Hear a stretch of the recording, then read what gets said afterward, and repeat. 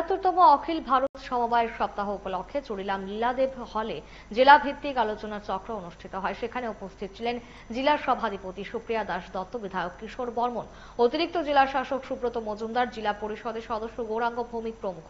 আলোচনার মূল ভাবনা ছিল সমবায়ের মধ্যে সমন্বয়ের সশক্তিকরণ। ৩৬ কোটি লোক বিভিন্ন সমবায়ের সঙ্গে সরাসরি যুক্ত রয়েছেন, যারা ফিনান্সিয়াল ডেভেলপমেন্টের পাশাপাশি সামাজিক ডেভেলপমেন্টের জন্য যারা কাজ করে যাচ্ছে। এখানে আমাদের ত্রিপুরা যদি আমরা ৪,২০৫টা সমবায় সমিতি যারা রয়েছে, সেখানেও নিশ্চয়ই ওনাদের একটা ব্যাপক অভিজ্ঞতা আছে।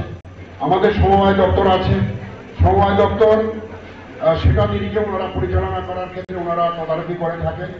বিভিন্ন সময় সমবায়ের যে নিয়মগুলি আছে সেই নিয়মগুলি পরিচালনার ক্ষেত্রে ওনারা দায়িত্ব পালন করে থাকেন। সেক্ষেত্রে ওনাদেরও কিছু সমস্যা রয়েছে, অর্থাৎ কর্মী স্বল্পতা রয়েছে।